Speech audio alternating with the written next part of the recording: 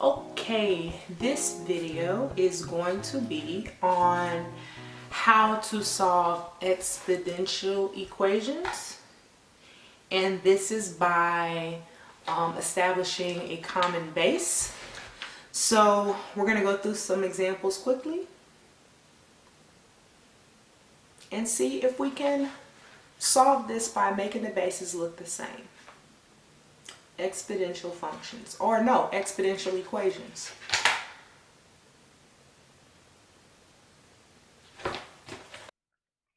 Okay, exponential equations. Let's start with the rule. Let's say we have a base a raised to the power of u, and let's say that it's equal to base a raised to the power of v. Because these bases are the same, I can ignore them and say that u is equal to v. If the bases are the same, then the exponents have to be equal to each other. That's the only way that this is going to be a true statement. So let's look at some numbers. Let's say we have 16 raised to the power of x, and we say that it's equal to 2 raised to the power of 3x plus 4. Now these bases don't look the same, so I can't ignore them. I have one is 16 and another one is 2. They don't look the same. So the exponents are not equal to each other. But let me see if I can make the bases look the same. I have the lowest base, which is a 2. Can I raise 2 to some power to get 16? And yes, I can. 2 raised to the 4th power is going to be 16. So I changed 16 to 2 to the 4th power, and then I multiply it by the x. And on the other side, everything stays the same. So notice the bases look the same. I can ignore the bases and set the exponents equal to each other. I have 4x equals to 3x plus 4. Now this has turned into a problem that is linear, and we should be able to solve it. Let me bring this down. If I subtract the 3x, I end up getting 4x minus 3x. That's x is equal to 4. So I was able to solve this by making the bases look the same. Let's look at this again, but with a fraction. Fractions are always the weird ones, so let's take a look at that. I have 1 over 81 is equal to 27 raised to the power of 2x plus 5. Now, nothing looks the same on both sides. So we're going to start out. We have this fraction over here. Let's start out by making this into a whole number. If you remember from Algebra 1, if you raise something to the -1 power, it basically flips it into a whole number. So 81 to the -1 power is the same thing as 1 over 81. Now I'm making this into a whole number because now I can look at 81 and 27 and try to figure out what is the common base between the two. I've determined that the common base is 3, because 3 to the 3rd power is 27. 3 to the 3rd power is 27. And then on the left-hand side, I have 3 to the 4th power, which is 81.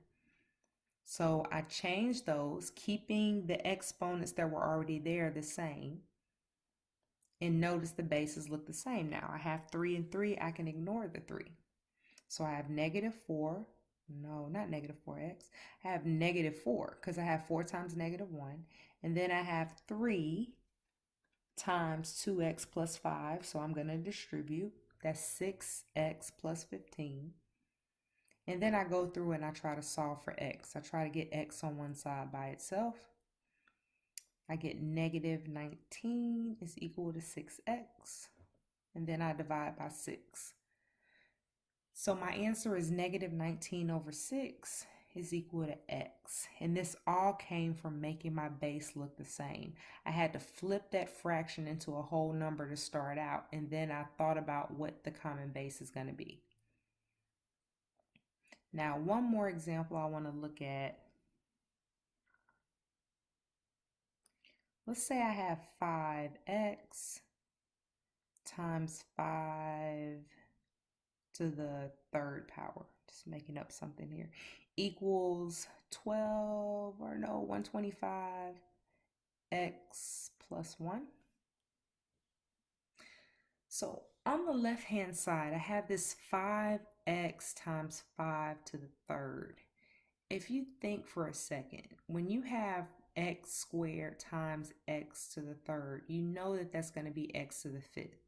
You get x to the fifth from adding the exponents together. You add the 2 and the 3. So when you think about this problem, you have 5x times 5 to the third. When you bring those together, you're going to add the x and the 3. So it's going to be 5x plus 3 is equal to 125x plus 1. So remember the goal. The goal is to get the bases looking the same.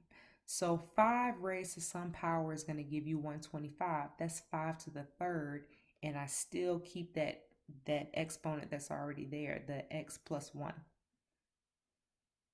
So I ignore the 5's on both sides, so I have x plus 3 is equal to 3x plus 3 when I distribute. And now this is turned into a linear problem that I can solve for x. Subtract x on both sides. And I'm also going to subtract the 3. And subtracting 3 is going to give me 0 on the other side, which is fine. I can still solve for x by dividing by 2. And I get 0 is equal to x. And this is okay. People get kind of nervous when you get 0 as an answer, but 0 can be an answer. If you plug 0 into the original problem, it's all going to work out because you get 5 to the 0 power times 5 to the third power is equal to 125, 0 plus 1. Now 5 to the 0 power, we know that that's equal to 1. And 5 to the third equals 125. 0 plus 1 is just 1. So 5 to the third is equal to 125. And yeah, that's a true statement. So it does work out. So hope that this helps. Leave your questions below.